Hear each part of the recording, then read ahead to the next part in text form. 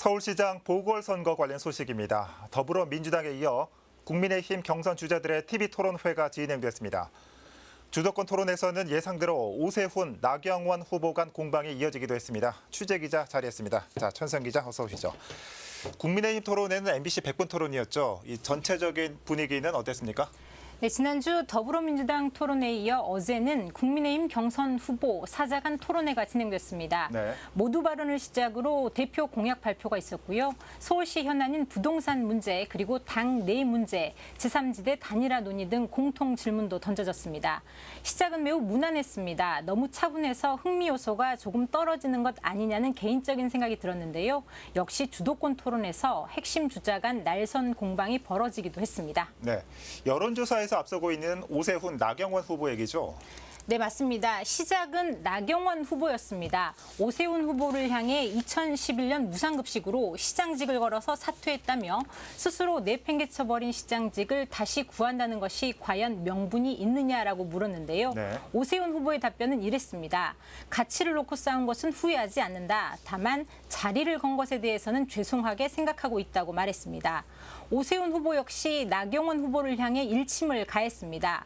나경원 후보가 원내대표 시절에 연동형 비례대표와 공수처법 등 얻어낸 게 아무것도 없었다며 그렇다면 책임을 좀 져야 하는 것 아니냐고 말했습니다.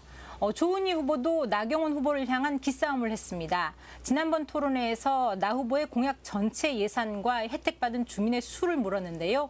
예산이나 숫자는 밑에 있는 실무자가 알아서 하면 된다고 답했다면서 이 밑에 있는 실무자 표현에서 권위적인 느낌을 받았다고 말했고요. 그런 사고방식으로 일을 잘할 수 있을지 걱정이다고 말했습니다. 이어 오세훈, 나경원 두 후보를 겨냥해 1년 2개월짜리 서울시장에 초보 운전자도 안 되고 10년 장롱 면허도 안 된다며 본인은 모범 운전자라고 말했습니다. 오신환 후보는 3지대 경선에 대한 생각을 밝혔습니다. 어떤 방식이든 수용하겠다고 말했고요. 시너지를 낼 수 있는 단일화를 해야 하기 때문에 100% 시민 여론조사를 하는 게 유리하다고 말했습니다. 한편 부동산 정책에 대해서는 4명 후보의 공약이 대동소이했습니다. 규제 완화로 공급을 늘리겠다, 행정 절차를 속도감 있게 진행하겠다 등이었습니다. 네, 4명 모두 자신이 적임자라고 강조했는데 과연 시청자들은 어떻게 받아들였을지 궁금합니다. 네. 계속해서 더불어민주당 살펴볼 텐데 라디오 토론회에서 공방이 치열했다고요? 네, 그렇습니다. 부동산 공약을 두고 후보 간 목소리가 커졌습니다. 네. 평당 아파트 값의 적정성을 두고 논란이 펼쳐진 건데요. 박영선 후보는 우상호 후보가 공약으로 내건 한강변 공공주택 건설의 평당 공시 가격을 물었고 우상호 후보는 평당 1,450만 원 정도 든다며 박 후보의 분양가 1,000만 원 공약보다는 비싸지만 평당 4, 5천만 원의 민간 택지 수용보다는 훨씬 저렴하다고 말했습니다. 네. 한양도성 유네스코 등재와 덕수궁 담장을 허무는 것과 관련해서도 우상호 후보는 주변 주민 피해와 실효성 문제를 들어 부정적인 측면을 강조했습니다. 반면 박영선 후보는 유네스코 등재가 필요하다는 입장과 덕수궁 담장은 보건 측면에서 접근하는 것이라고 밝혔습니다. 예. 소상공인 지원에서도 공방이 펼쳐졌는데요.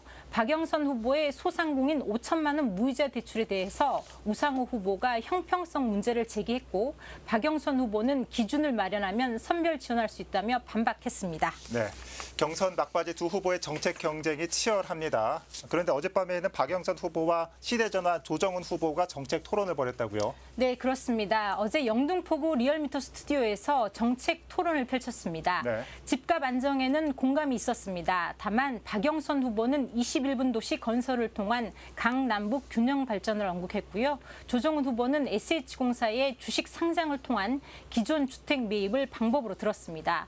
또 일과 삶의 균형을 위한 근무일에 대해서는 박영선 후보는 서울시부터 주 4.5일제를 도입하는 방안을 내놨고 조 후보는 민간 기업의 주 4일제 시행을 유도해 필요하면 인건비 등을 서울시가 지원하겠다고도 밝혔습니다.